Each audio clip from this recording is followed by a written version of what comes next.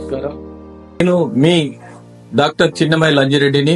Graduates సమస్యల పరిష్కారానికి మీ గొంతుకనే వస్తున్నాను. మీ మద్దతు నాకు అందించి నా అభ్యర్థిత్వాన్ని బలపరిచి మొదటి ప్రాధాన్యత ఓటు వేసి గెలిపించాలని ప్రార్థిస్తున్నాను. భారత్ మాతాకి జై. నమస్తే, వెల్కమ్ టు యోయో టీవీ. ఒకప్పుడు తమిళ తెలుగు చిత్రసీమలో తన అందంతో అభినయంతో తనకంటూ ప్రత్యేక గుర్తింపును సంపాదించిన నటి జయలలిత. ఆ తర్వాతి కాలంలో తమిళనాడు రాజకీయాల్లో ముఖ్యమంత్రిగా తనదైన ముద్ర వేసిన ఘనత దివంగత ముఖ్యమంత్రి జయలలితది. రాజకీయాల్లో తన వ్యక్తిగత జీవితంలో ఎన్నో అవరోధాలు, ఎత్తుపల్లాలు, అవమానాలు ఎదుర్కొన్నారు. సెప్టెంబర్ 27, 2014లో తమిళనాడు సీఎంగా ఉన్న సమయంలోనే ఆమె అక్రమ ఆస్తుల కేసులో అరెస్ట్ అయ్యారు. ఈ కేసులో జయలలితతో పాటు 3 అరెస్ట్ అయ్యారు. ఈ కేసులో జయలలితకు అత్యంత ఆప్తురాలైన శశికళకు 4 ఏళ్ల జైలు శిక్ష పడింది. 1981లో రాజకీయాల్లోకి వచ్చిన జయలలిత 1989 ఎన్నికల్లో విజయం సాధించారు. జయలలిత తొలి మహిళా ప్రతిపక్ష నాయకురాలిగా పనిచేశారు. 1991 నుండి 1996 వరకు సీఎంగా బాధ్యతలు నిర్వహించారు. మళ్లీ 2002, 2006 వరకు జయలలిత ముఖ్యమంత్రిగా ఉన్నారు. తమిళ రాజకీయాల్లో ఎంజి రామచంద్రన్ వారసురాలిగా అన్నాడీఎంకే పార్టీలో అనతి కాలంలోనే తిరుగులేని రాజకీయ నేతగా ఎదిగారు జయలలిత.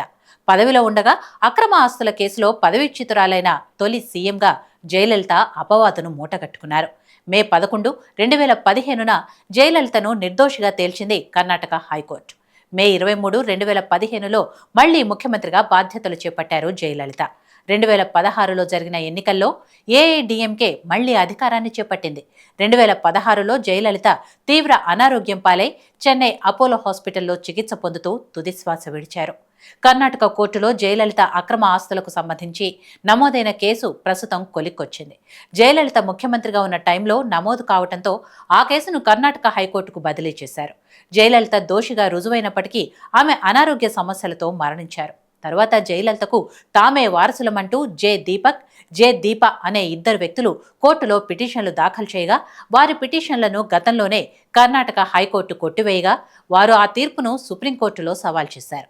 దీంతో జయలలిత అక్రమార్జన కేసు విచారణ జరిపిన సుప్రీంకోర్టు వారి పిటిషన్లను కొట్టివేస్తూ స్వాధీనం చేసుకున్న వస్తువులు, ఆస్తులను తమిళనాడు ప్రభుత్వానికి అప్పగించాలని తీర్పునిచ్చింది. కేసు నమోదైన సమయంలో జయలలిత నుండి స్వాధీనం చేసుకున్న విలువైన వస్తువులను, డాక్యుమెంట్లను కర్ణాటక న్యాయస్థానం భద్రపరిచింది. ఆస్తులు, ఆస్తి పత్రాలను ఆ రాష్ట్ర ప్రభుత్వానికి అందించే ప్రక్రియ ఈ నెల ఫిబ్రవరి 15వ తేదీ పూర్తయిందని కర్ణాటక ప్రత్యేక పబ్లిక్ ప్రాసిక్యూటర్ కిరణ్ జవలి వెల్లడించారు. ఈ కేసు విచారణకు ప్రత్యేక న్యాయస్థానం ఏర్పాటు, ఆస్తులను భద్రపరచడంతో పాటు సిబ్బంది నియామకం తదితర అంశాలకు సంబంధించి తమిళనాడు ప్రభుత్వం చెల్లించాల్సిన 13 కోట్ల రూపాయలు కర్ణాటకకు అందాయని తెలిపారు. జయలలితకు చెందిన 27 కిలోల బంగారం, 1.5 కిలోల పుత్తడి కత్తి, 1572 ఎకరాల వ్యవసాయ భూములకు సంబంధించిన పత్రాలు, నివాసాలకు సంబంధించిన డాక్యుమెంట్లు, 11,300 పట్టు చీరలు, 250 శాలువాలు, 12 రిఫ్రిజిరేటర్లు, 10 టీవీలు, 8 వీసీఆర్లు, 750 పాదరక్షలు, 610 వెండి వస్తువులు, 27 కిలోల బంగారు ఆభరణాలు ఆ జాబితాలో ఉన్నాయని న్యాయస్థానం తెలిపింది.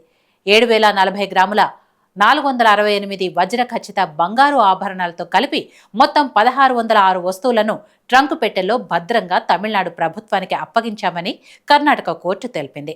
కర్ణాటక కోర్టు అప్పగించిన ఆస్తులపై ఎలాంటి నిర్ణయం తీసుకోవాలన్నది తమిళనాడు ప్రభుత్వానిదని కర్ణాటక కోర్టు తేల్చి చెప్పింది. ప్రభుత్వం ఆస్తులను వేలం ద్వారా విక్రయించి సొమ్ములు రాబట్టుకోవచ్చు, లేదా వేలం ద్వారా వచ్చిన డబ్బును ప్రభుత్వం ట్రెజరీలో జమ చేయొచ్చు. తమిళనాడు ప్రభుత్వానికి అప్పగించిన జయలలిత ఆస్తుల విలువ ప్రస్తుతం 4,000 కోట్ల రూపాయలు ఉంటుందని అంచనా. ఈ ఆస్తులను తమిళ సర్కార్ ఏం చేస్తుంది అనే ఉత్కంఠ అందరిలో ఉంది. ఈ ఆస్తులపై తమిళ ప్రభుత్వం ఏ నిర్ణయం తీసుకుంటే బాగుంటుంది? ఈ ఆస్తుల్ని ఏ రకంగా వినియోగిస్తే కరెక్ట్ అనుకుంటున్నారో మీ కామెంట్ రూపంలో మాకు తెలపండి.